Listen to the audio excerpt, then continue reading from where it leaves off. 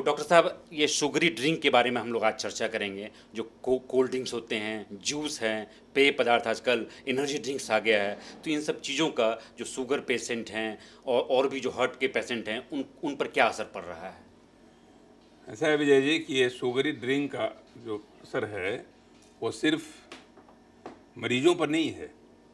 जो आज के युवा वर्ग हैं, आप देखे होंगे कई बार लोग एक कोक का बोतल थाम लिए हाथ में और एक बर्गर थाम लिए चाहे नाश्ता के लिए, और एक कोक का बोतल थामते हुए ऑफिस की ओर निकल गए। चाहे ऑफिस में बैठे हुए हैं, कहीं चले गए, अपना कोई डिस्कशन चल रहा है। बिना कोक के तो डिस्कशन कंप्लीट होता ही नहीं है।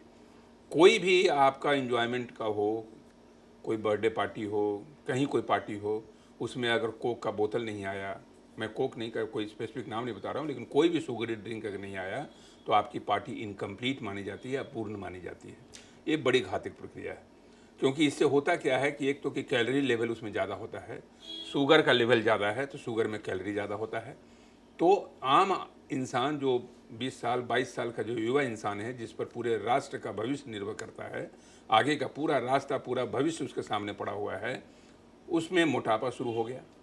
और जब मोटापा शुरू हो गया, जवानी में जब मोटापा आ गया, तो वो मोटापा आगे चल कर के वो जितने भी मोटापा के जो कॉम्प्लिकेशंस होते हैं, चाहे वो डायबिटीज़ हो, चाहे ब्लड प्रेशर हो, चाहे हार्ट अटैक हो, कम उम्र में कार्डियक अटैक होना, हार्ट अटैक होना, कार्डियक अरेस्ट होना, ये सब मोटापा का जो पेरिफेरल प्रक्रिया मानी जाएगी, उसका दूरगामी परिणाम माना जाएगा। तो इसलिए मोटापा से बचने के लिए एक्सरसाइज नहीं करना, शुगरी ड्रिंक पीना, दोनों मिल करके एक घातक कॉम्बिनेशन होता है। खास करके डायबिटीज़ के मरीज में, जैसा आपने कहा, डायबिटीज़ के मरीज में तो आप समझिए कि एक ये मौत का पैगाम ही है।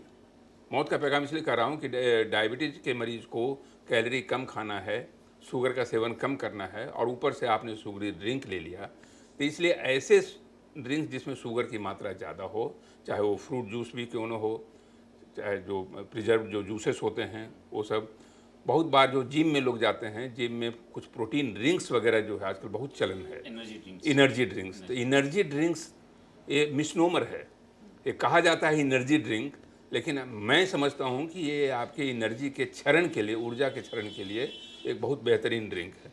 तो इसलिए इसको हमेशा ध्यान में रखना होगा कि एनर्जी ड्रिंक्स का, शुगरी ड्रिंक का सेवन जितना कम कर सकें, वो मरीजों के हित में भी है, सामान्य जनता के हित में ही है। इसलिए इस बात को हमेशा लोगों को जानना चाहिए, खास करके आप जैसे मीडिया के लोगों के, जिनकी पहुंच लाखों लोगों में है, उनको ये बताना होगा कि ये ड्रिंक्स किस हद तक एक खतरे का संकेत आपके शरीर को देता है, खतरे के को आगाज कर देता है।